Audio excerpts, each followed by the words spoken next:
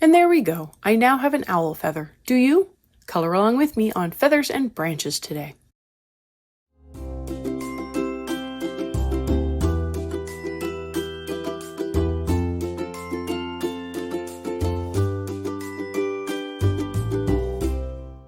Hi everyone, I'm Catherine, the artist behind Bigelow Fine Arts. I'm continuing my journey through the Enchanted Forest and snapping a few pictures along the way.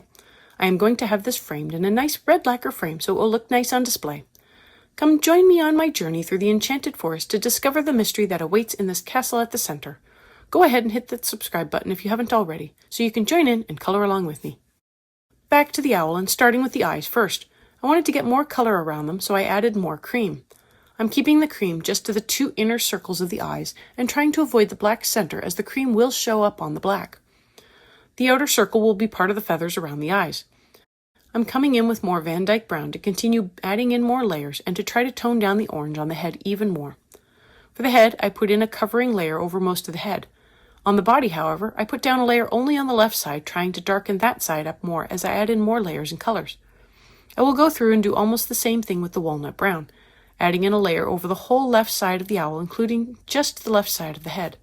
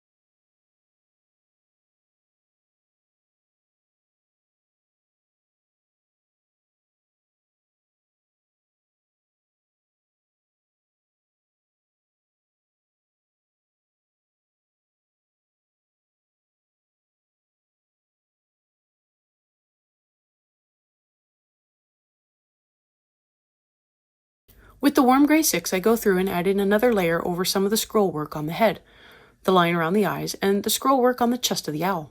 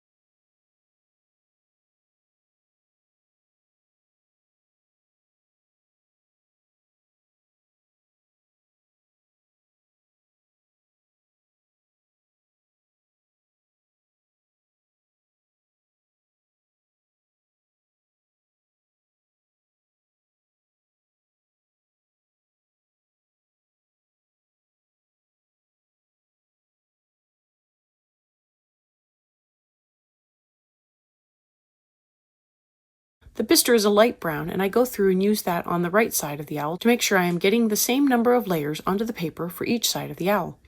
I also use the bistre to fill in the outer circle around the eyes.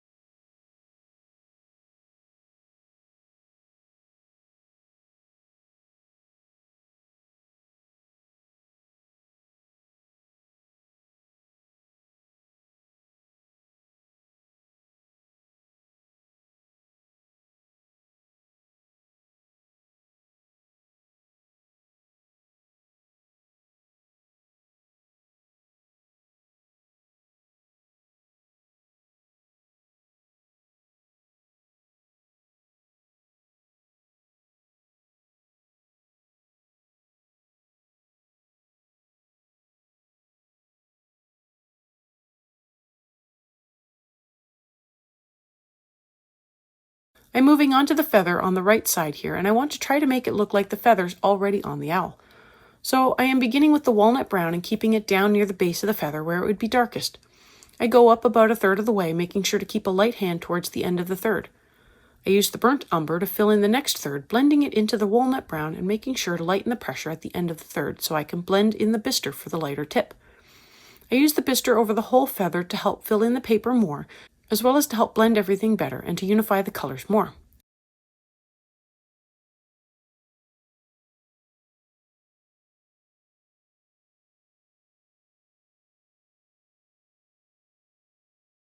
Now that I have my base layers down, I want to come back in and refine the colors a little more.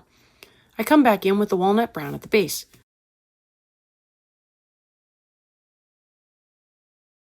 I bring in the cream to fill in the shaft of the feather before coming in with the sepia to add in some shading along the shaft.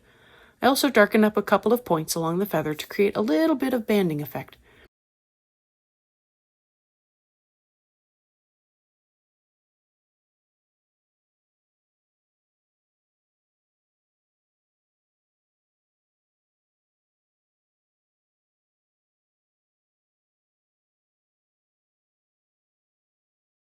I finish off the feather with another layer of bistre.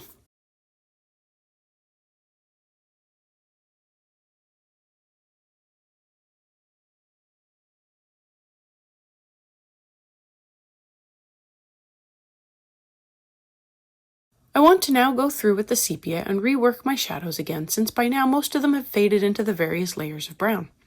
I'm working up most of the same spots I worked up on my first pass. The tops of the feathers, under the belly, the part of the tail under the branch, with the whole left side of the owl getting a stronger focus. If you've made it this far and have enjoyed coloring with me or just watching this owl come together, I'd appreciate it if you'd give me a like and subscribe to stay informed of when I post more videos. I'm a small channel and it really does help me out. I'm posting 3 times a week over the summer, and subscribing is the best way to stay in the loop and helps keep me going.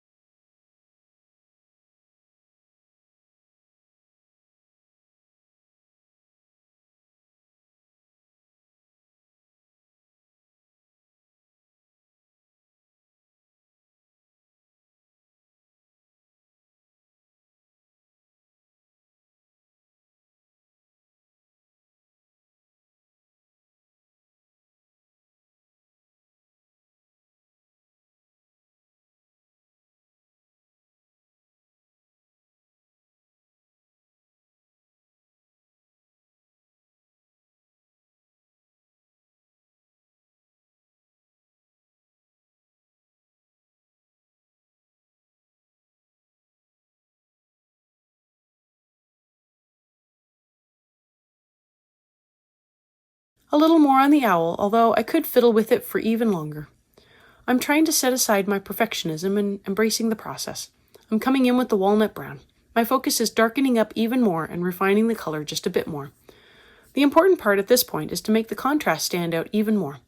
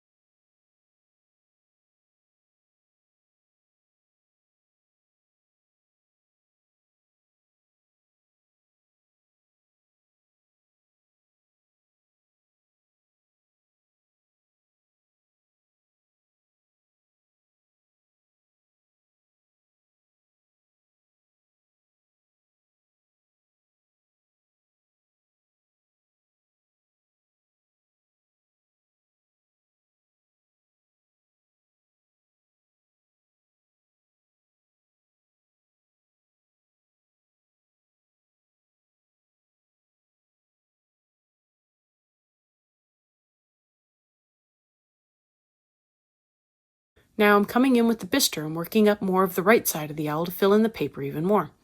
I can still see some of the paper through the layers, so I want to fill in the paper without darkening up the owl too much.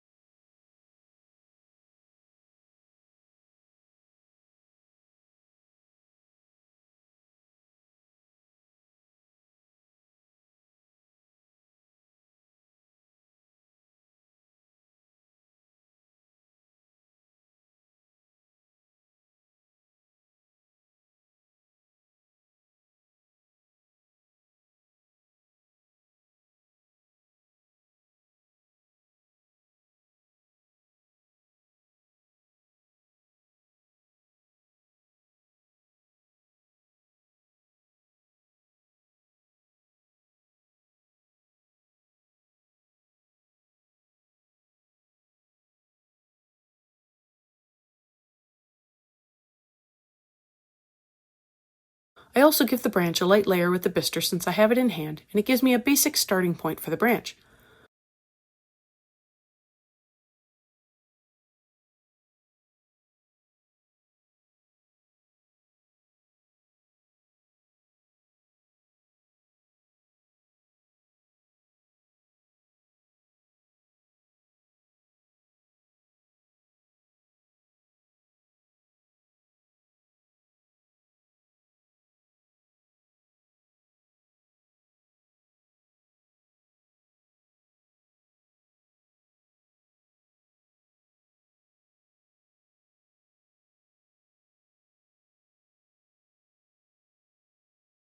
I want to go through and do a little more filling in with the warm gray 3, starting with the branch. I add in another layer over the eyebrows since they haven't received as many layers as other parts.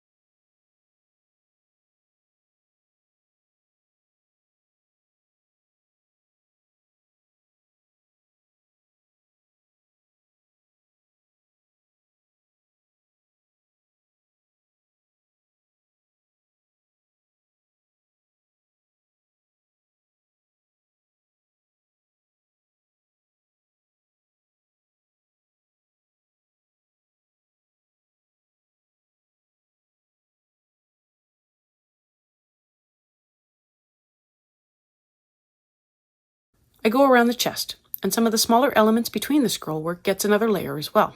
And drum roll, only the eyes remain on the owl.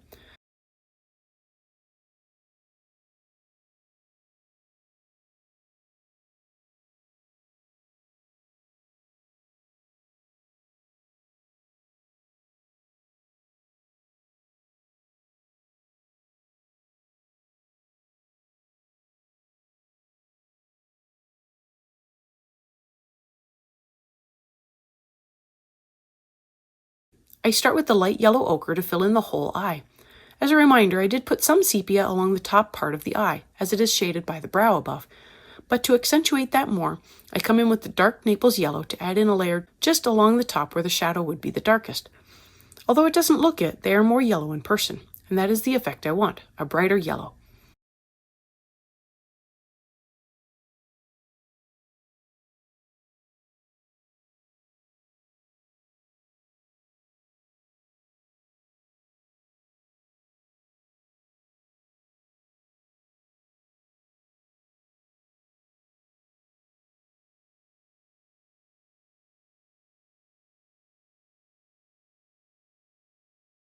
I add in more bistre for the outer ring of eye feathers to finish off the owl and the eyes.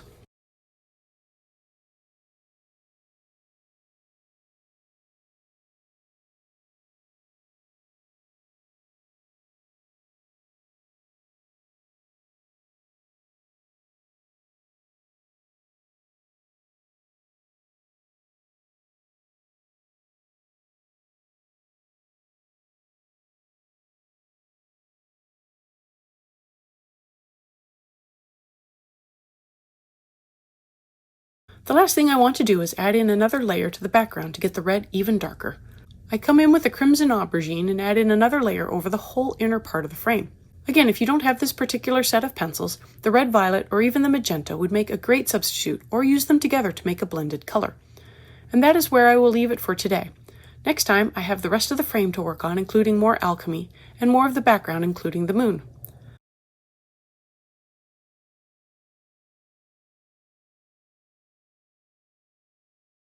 Thanks for joining me on this adventure today. Let me know below or on social media if you colored along. I'd love to know how you did. I'm on Twitter, Instagram, MeWe, and Patreon. Patreon has a short write-up, my palettes, and a list of timestamps, and I've made them available for everyone. If you have any questions or page requests, please leave them below or reach out to me on social media. I put in a list of chapter breaks in the show notes, as well as a list of equipment I like to use. If you use any of my affiliate links, it really helps me out without costing you a thing. I want to thank you all so much for coming along and joining in with me on this coloring journey. I appreciate all my subscribers and look forward to more of you joining in and coloring along with me. Please like, share, and subscribe to help that happen. Until next time, happy coloring.